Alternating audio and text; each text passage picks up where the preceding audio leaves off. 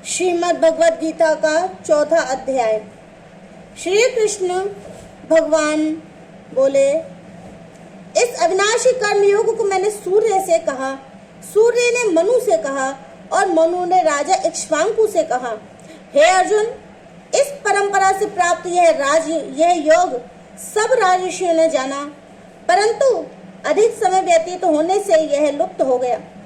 वही प्राचीन योग आज मैंने तुमको बताया है, क्योंकि तुम मेरे भक्त और मित्र हो। यह योग रहस्य अति उत्तम है। अर्जुन कहने लगे, आपका जन्म तो अभी हुआ है और सूर्य का जन्म बहुत पहले हुआ था। मैं कैसे मानूं कि आपने सूर्य को यह योग बताया था? श्री कृष्ण बोले, हे अर्जुन, मेरे और तुम्हारे अनेक जन्म हो चुके हैं, मुझे याद है, तुम भूल गए हो। जन्म से रहित अविनाशी संपूर्ण प्राणियों का स्वामी अपनी प्रकृति में स्थित हूँ, तथापि अपनी माया से जन्मता हूँ। हे भारत, जब जब धर्म की हानि होती है और अधर्म का प्राबल्य हो जाता है, तब तब ही मैं जन्म लेता हूँ। साधुओं की रक्षा, पापियों का नाश और धर्म की स्थापना करने के लिए प्रत्येक युग में जन्मता हूँ। जो मेरे इस अलौकिक जन्म और कर्म का तत्व जानता है, वह मृत्यु होने पर फिर जन्म नहीं लेता और मुझ में लीन हो जाता है।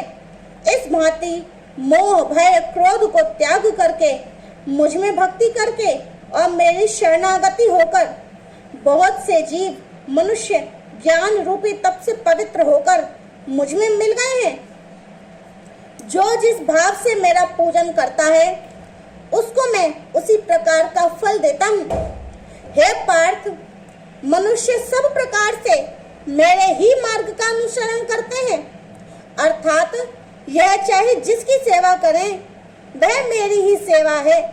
मनुष्य लोक में कर्म सिद्धि की इच्छा करने वाले देवताओं का पूजन करते हैं, क्योंकि इस लोक में कर्म की सिद्धि शीघ्र होती है।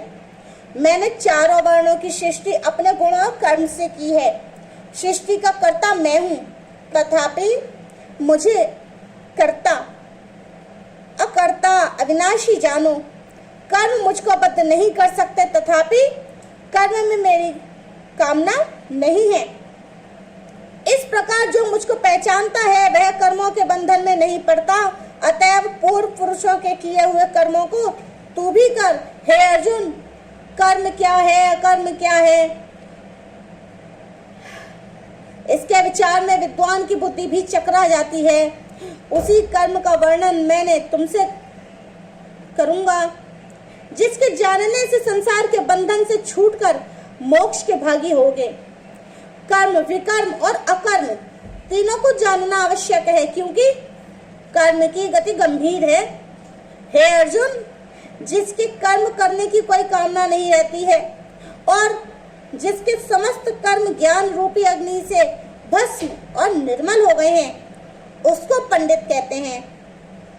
जो कर्म फल की आशा छोड़कर करता है और उनमें आसक्ति भी नहीं रखता है और निराश्रय ही संतुष्ट रहता है, ऐसा मनुष्य कर्मों में घिरा रहने पर भी मानो कुछ नहीं करता।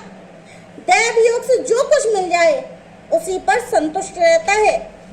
जो हर्ष, शोक आदि द्वंद्वों से मुक्त है तथा किसी से ईर्ष्या नहीं करता, कर्म की सिद्धि या असिद्धि में भेद नहीं समझता, वह कर्म करता हुआ भी उसमें नहीं बंधता।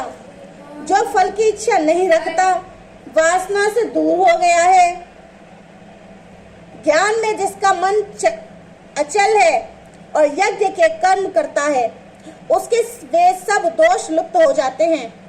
हवन करने का पदार्थ भी ब्रह्म है, आहुति देने वाला भी ब्रह्म है।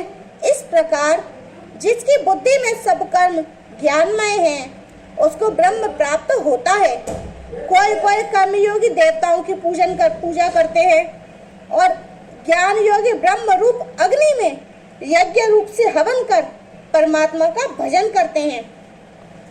कोई ऐसे हैं जो अपनी इंद्रियों को तथा कर्मों को संयम रूप अग्नि में होम देते हैं, और कितने ही इंद्रिय रूप अग्नि में इंद्रियों के रूप शब्द आदि विषयों को होम देते हैं।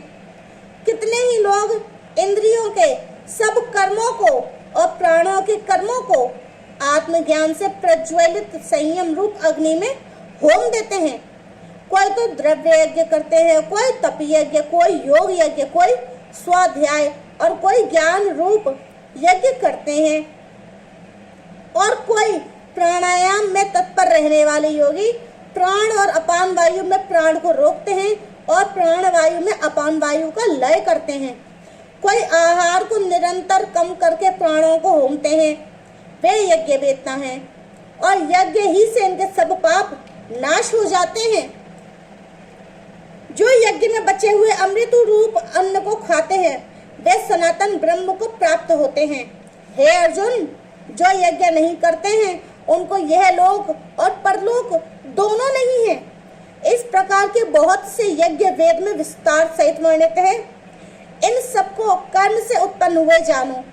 हे परंतप, द्रव्यमय यज्ञ से ज्ञान यज्ञ उत्तम है। हे पार्थ, फल सहित सब कर्म ज्ञान में समाप्त हो जाते हैं। सो उस ज्ञान यज्ञ का तत्वदर्शी और ज्ञानी लोग तुमको उपदेश करेंगे। इसीलिए तुम उनकी सेवा करना और उनको विनय पूर्वक प्रश्न करके ज्ञान यज्ञ जानना। इस ज्ञान को लाभ करके तुमको ऐसा मोह फिर नहीं होगा। इसी ज्ञान से समस्त प्राणियों को तुम अपने में और मुझ में देखोगे। यदि सब प्राणी सब पापियों से भी अधिक पाप करने वाले हो तो भी ज्ञान रूपी नौका से ही सब पाप रूपी समुद्र को पार कर जाओगे। हे अर्जुन, जिस प्रकार प्रज्वलित अग्नि लकड़ी को जलाकर भस्म कर देती है, वैसे ही ज्ञान रूपी अग्नि सब कर्मों को भस्म कर डालती है। इस लोक में ज्ञान के समान पवित्र और कुछ नहीं है। यह व्रत बहुत काल पर्यंत कर्म योग से सिद्ध हुए पुरुषों को अपने आप ही प्राप्त होता है। जो श्रद्धावान पुरुष इंद्रियों को जीतकर ब्रह्म में लगा रहता है, वह ज्ञान को प्राप्त करता है और ज्ञान को पाकर अल्प समय में शांति को पा जाता है। अज्ञानी श्रद्धा रहित है और जिनके मन में संदेह है, ऐसे जो पुरुष हैं वे नष्ट हो जाते हैं। जिनके मन में संदेह रहता है उनको यह लोक और सुख कुछ भी प्राप्त नहीं होता। जिसने परमेश्वर आराधन और निष्काम कर्म योग के आश्रय से कर्म बंधन त्याग दिए हैं, हे अर्जुन, उस आत्मज्ञानी पुरुष को कर्म नहीं बांधते। अतएव अज्ञान से उत्पन्न हुए चित्त के इस संशय को ज्ञान रूपी तलवार से काटकर मेरे बताए हुए कर्मयोग को करने के लिए प्रस्तुत हो जाओ। चौथे अध्याय का महात्म्य शुरू करते हैं भाई। भगवान बोले, हे लक्ष्मी, जो पुरुष श्री गीता जी का पाठ करते हैं उनके स्पर्श मात्र से अधम देह छूटकर मुक्ति को प्राप्त होती है। लक्ष्मी जी ने पूछा, हे महाराज, श्री गीता जी का पाठ करने वाले के साथ छूकर कोई जीव भी मुक्त हुआ है? तब श्री भगवान ने कहा, हे लक्ष्मी, तुमको मुक्त हुए की एक पुरातन कथा कहता हूँ, सुनो। भागीरथी गंगा जी के तट पर श्री काशी जी नगर है। वहाँ एक वैष्णव श्री गीता जी के चौथे अध्याय का पाठ किया करता था। एक दिन वह साधु वन में गया। वहाँ बेरियों के 2 वृक्ष थे, उनकी बड़ी छाया थी।